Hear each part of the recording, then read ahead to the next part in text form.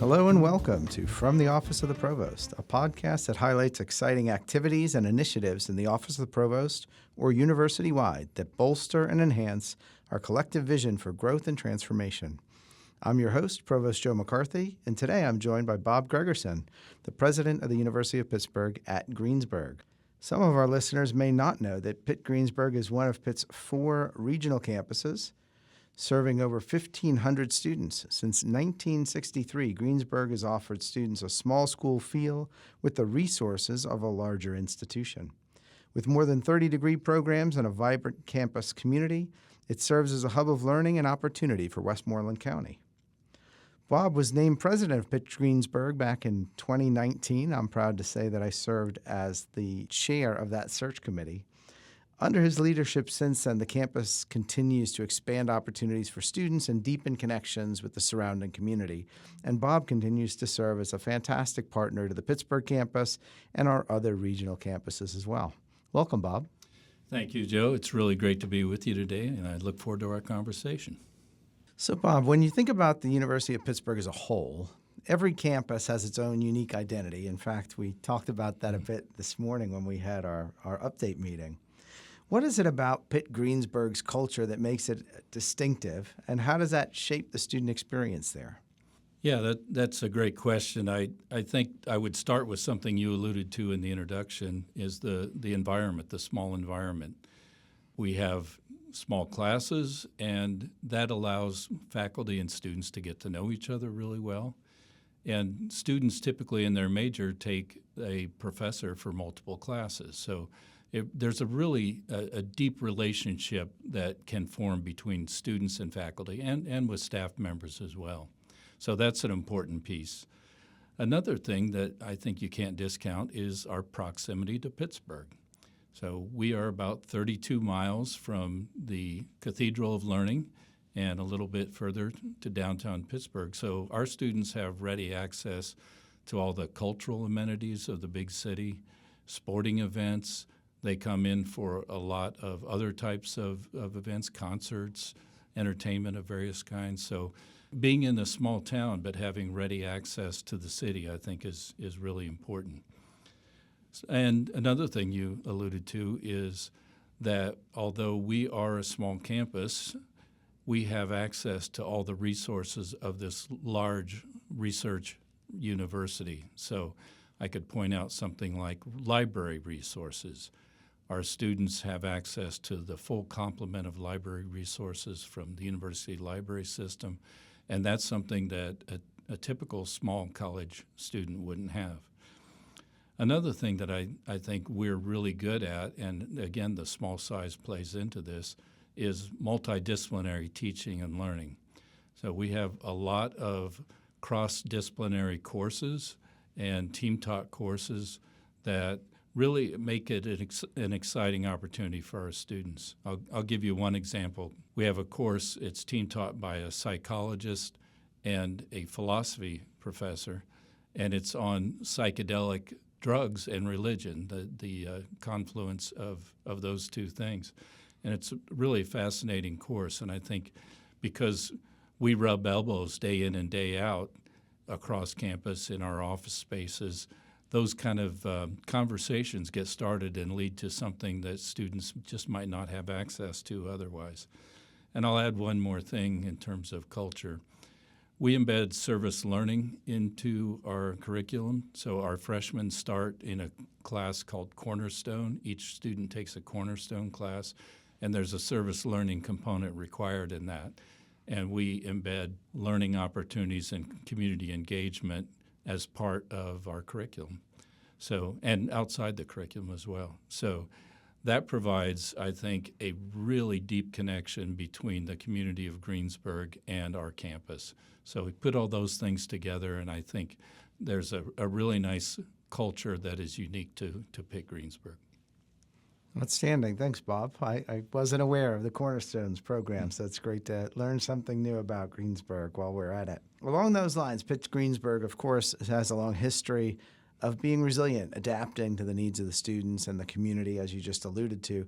Can you share some other new programs or initiatives that are making a difference on campus? Yeah, the most recent addition that we have, and something that happened, we got notification of, I think it was 2 weeks ago, is an endorsement by the National Security Agency and the Department of Homeland Security for our cybersecurity program.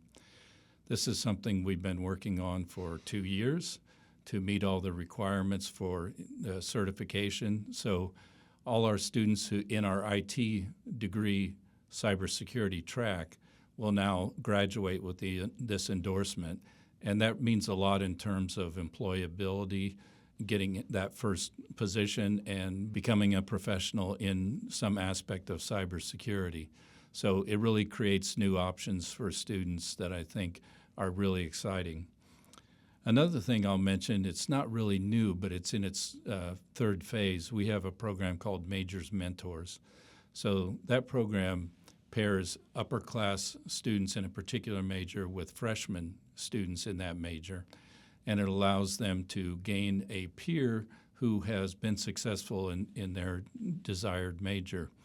We started with a pilot program in year one with just 2 majors that we worked on. In the second year, last year, we expanded it to all our majors. And then in this year, we expanded it to include not just freshmen, but sophomore students. So now our freshman and sophomore students have access to a majors mentor who helps guide them through the intricacies of whatever program of study they're interested in.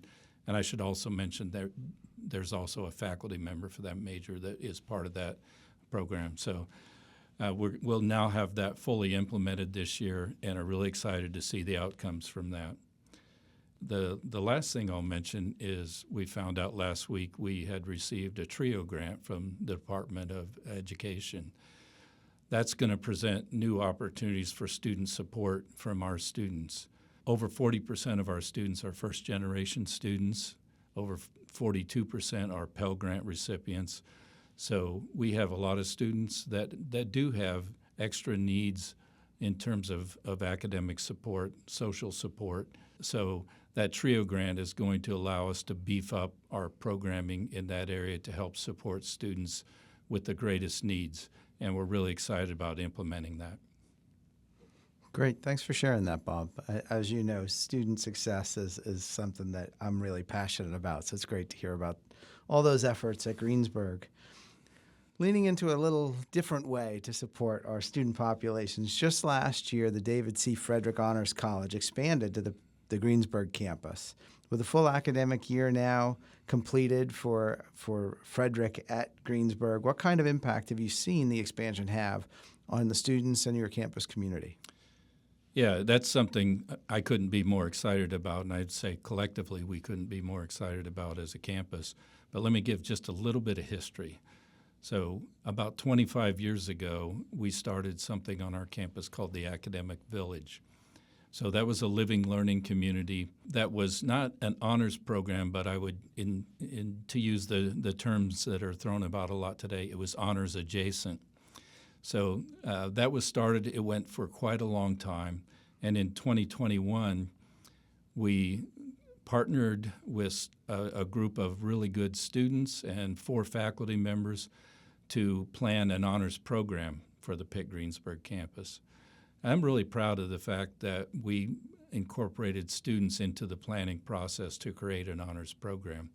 So we got that up and running the next year, and it ran for 2 years, and then subsequently we started conversations with Dean Foote from the Frederick Honors College to join the Greensburg Honors Program with the Frederick Honors College here in Pittsburgh.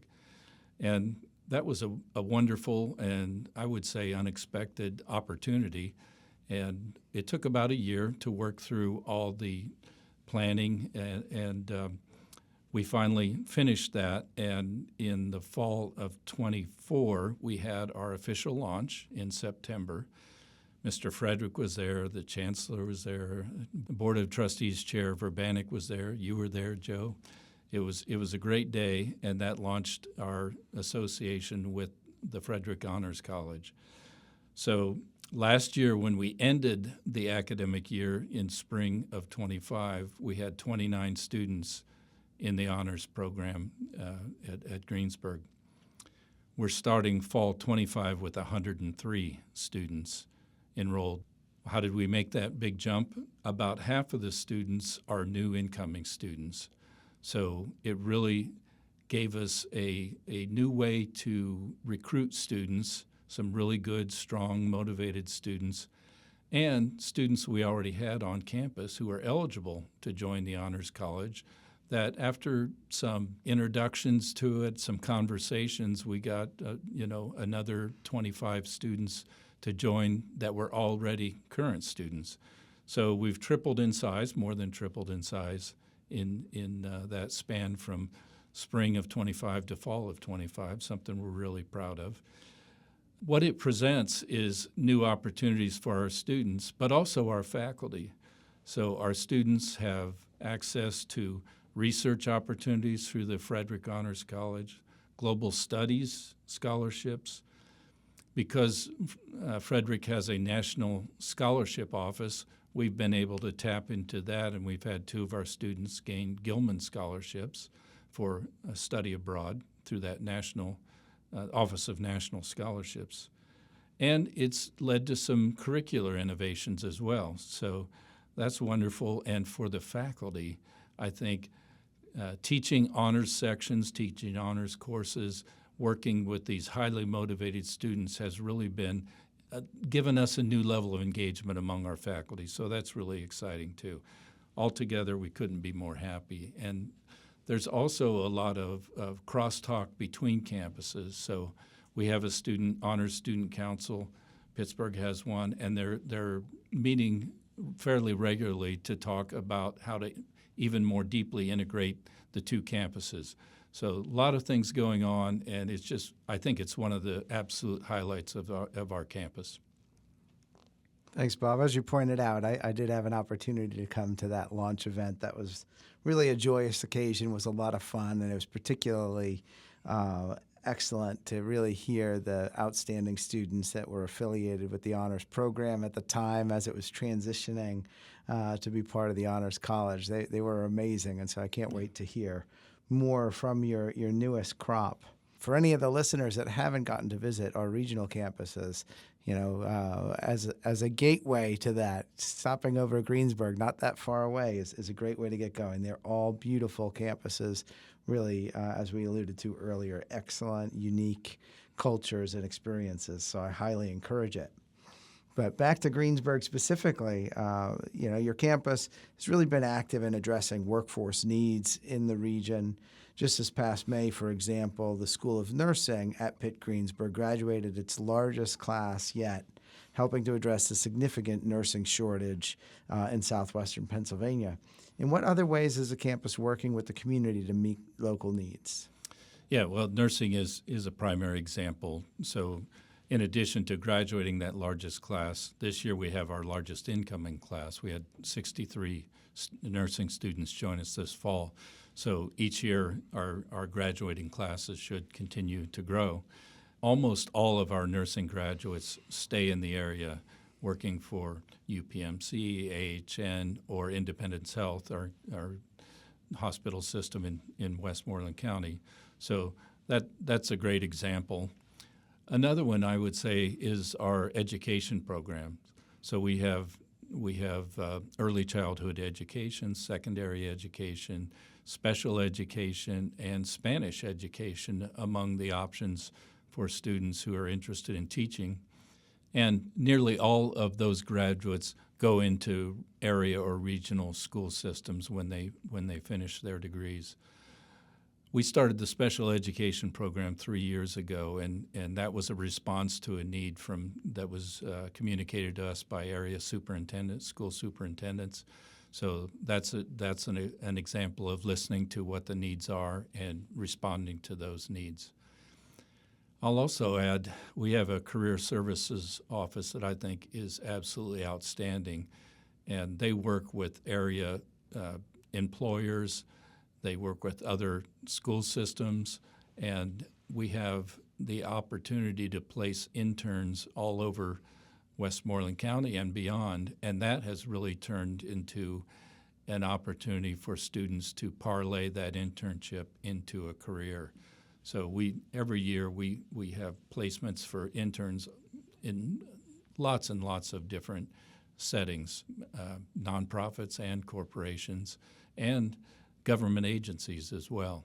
So I think our Career Services Office is really great at taking the temperature of area needs and communicating that back. And I will also point out that our alumni network has been really great at helping provide some of their expertise to our students. So we have regular meetings where alumni from various vocations come and speak to and work with and mentor our current students to help them be career ready for whatever career that those folks are in. So that's been a really big success as well.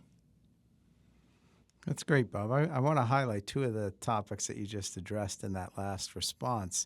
The first that I'm really excited about is how each of our regional campuses actually has the resiliency and the creativity to address their unique student needs, right? We're not a cookie-cutter university. Each of the campuses is able to satisfy the requirements of their local workforce, of their individual students, and is always looking for ways to adapt to meet those needs. And so those were great examples with the special ed and the other educational programs, along with nursing, et cetera. The other thing that I want to highlight that you mentioned was career services and how you engage with alumni in support of career outcomes for your students. I'm really proud to say that every single year, the regional campuses are right there with the Pittsburgh campus with amazing outcomes rates for our graduates. Our students are placed at mid to high 90% placements, so nearly every single student has a job of their choosing within 6 months of graduation. So that's a great testament to the work that you and your team do, but that really happens across the university writ large. So my last question for you today, Bob, we were talking on the way into the room here that this is a little ways into the 7th academic year that you've spent here at Pitt, but you've had a pretty diverse background in leadership at a number of different schools in different roles and schools of different sizes. Can you talk a little bit about that and what makes Greensburg in particular a meaningful place for you? Yeah, well, thank you for asking that. So I've been at 4 different colleges or universities, and I've loved every job that I've had. It's been the right thing at the right time.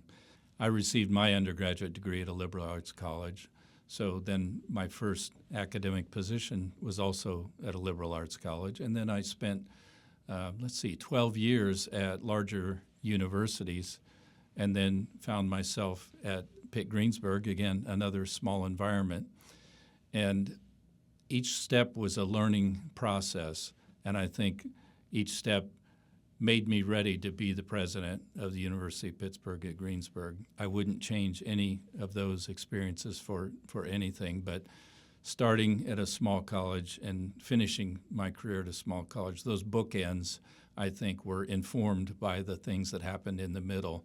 Being a dean of a large college of arts and sciences, for example, I think is great training to be a small college president, for example.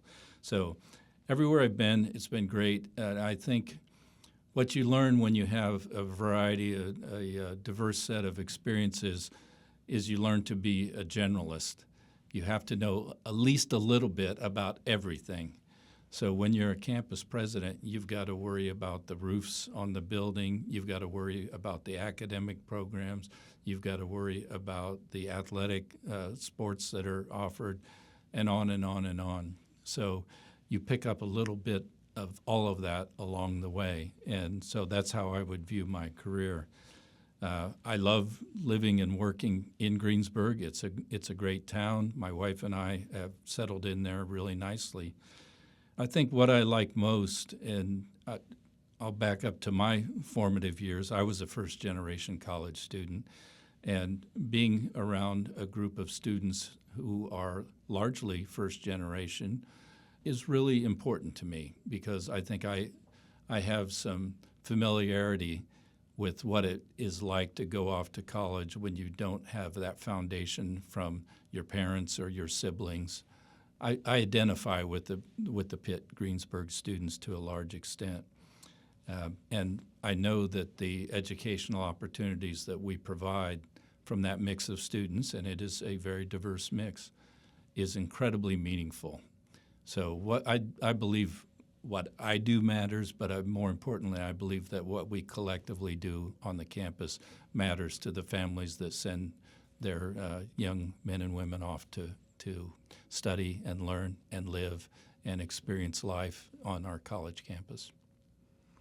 Thank you so much for sharing that, Bob, and for joining me today. I appreciate hearing about the great work that you and your team are doing in Greensburg. And as always, thank you, listeners, for tuning in. I'm Provost Joe McCarthy, and this has been From the Office of the Provost. Thank you, Joe, for having me.